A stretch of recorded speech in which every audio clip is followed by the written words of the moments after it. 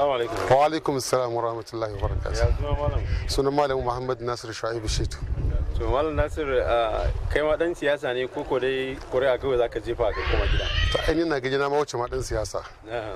Tunda ba ni ba kakara ma cikin siyasa aka haife shi. Masha Allah. To kaga gabaki ɗaya ni idan ana gadon siyasa zan ce to ni nayi gadon ta. Insha Allah. To wace jami'a kake? Ni dan jami'an APC ne.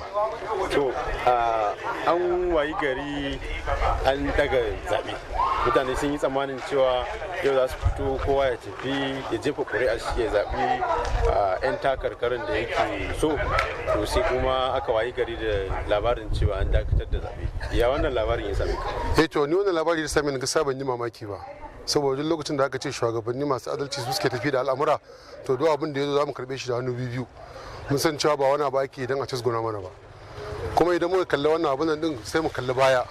2011 an wani daga zaɓe ba a sanar da mutane mai dalilin daga zaben ba. Mutane sun yi ta kuka, sun yi ta mene da mene, ba ma wanda ya kalli su ba ba su hakuri. 2015 an yi haka.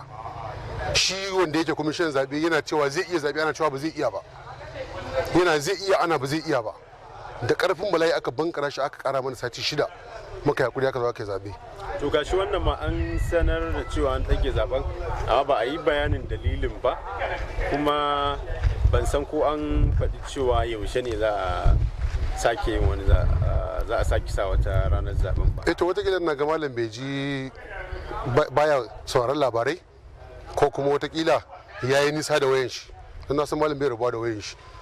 Ai wannan abin kamar yana buɗe ne. Ya faɗa cewa dalilin da ya sa aka ɗage zaɓe ba wani dalili ne wanda ya zama bako ba. Logistic abin nan ne wanda ake ganin ba za su kai wasu wurare ba. Kuma zaben shugaban kasa ba a so yau a ce an yi a wani jiha ba, a wani jiha ba. Da zaben gwamnati ne ana iya wannan. To zaben shugaban kasa ana so a yi shi ne collectively, don kar ya zama cewa wasu bangare su kamar cewa ba musu adalci ba. An yi zaɓe a wani waje, sunansa an ɗage saboda ana ganin cewa PDP take da karfi a wajen ko wani abin nan, shi yasa sai aka dunkula zaben gaba ɗaya sai aka ɗage ta. To baka ganin wannan zai sa mutane su ji cewa ba su da natsuwa game da ita hukumar zaɓe mai zaman? Duk mutumin da ke da natsuwa yana da natsuwa tare da shi. Duk mutumin da bai da natsuwa ko mai kamar shi bai samu natsuwa ba. Yanzu kaga shi kamar mutumin dan PDP sai riga sun birkice. Sun zo sun shiga gida ne, suna ganin gidan ai gashi nan gida kamar nasu ne a dunkule a kome da kome. Da suka shigo suka samu mutane ba su wuce kwara biyu ba a ciki. Kuma mutanen sun zama gabaki ɗayansu a ruɗe. Suna gudu ne, suna ta neman kofar fita, ga kofofi a guda ma duk ba su gani irin su a rufe. To kaga dan an dage zabe irin wannan sai su samu hanyar da su ta haushi. To kasan duk lokacin da kare ya zo na maka haushi ba ka kallon shi. In ya gama haushi zai koma gidan mai shi ne. To shi yasa kawai su duk abin da suka yi mun ce musu zai su hakuri, musan ba su iya hakurin. Tunda dama already kafin a kada su sun riga sun faɗi. Sun san cewa ba su kaiwa.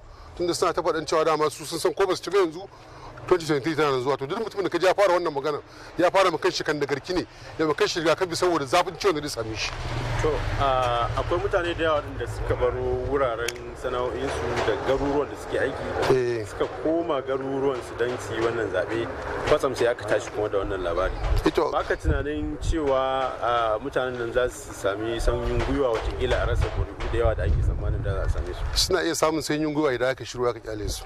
To ka san kamar da na gaya maka, mu gwamnatin mu tana da adalci. Ina ga na saurari bayanin Garba Shehu ya yi bayani mai gamsarwa, kuma ya ba mutane haƙuri, kuma haƙurin da ya bada da mutane ba shi ya bada da kanshi ba, sako ne na shugaban kasa ya ba shi a munnar din shi, ya ba mutane haƙuri, ya lallashe sakan cewa su yi haƙuri, su ɗauka wannan cewa jarabawa ne Allah ya musu. Kuma duk mutumin da ke da kishin kasan shi ya san cewa wannan wani abu ne ya zo, kila ana gudun kasan ka ta fara cikin wani abin da ne hali ne yasa aka ɗage wannan al'amari. Saboda haka wannan ba wani bakon abu bane, insha Allah. To wani kira za ka yi zuwa ga jama'a kenan? To ni ina kira ga jama'a, dukan mu dai mu sani da cewa da ire-ire na da wanda suke gaba da wanda suke bayana, mun ga izina 2011, mun ga izina 2015, yanzu kuma mun san wani irin alƙibala kasar mu ta fuskanta. Duk mutumin da yake gani da ido na mutane ya san cewa lallai kasar ta fara takin shef. To saboda haka mu yi haƙuri, mu zo mu mara mu wannan bawan Allah da mun san cewa da ni da kai da kowa ba yana yin wannan shugabancin dan kanshi bane. In da yana yin kanshi ne da mun ga canji a cikin al'amuran shi.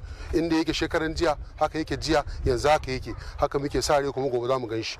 Duk mutumin da yake kishin mu ba kishin aljihun shi ba ko kuma kishin yan uwan shi, ya kamata lalle mu fito kwanmu da kwarkwatan mu da waɗansu abubuwa na cikin aljifan mu zo mu taimaka mishi don ya kai ga gaci na abubuwan da ya sa a gaba na alkhairi.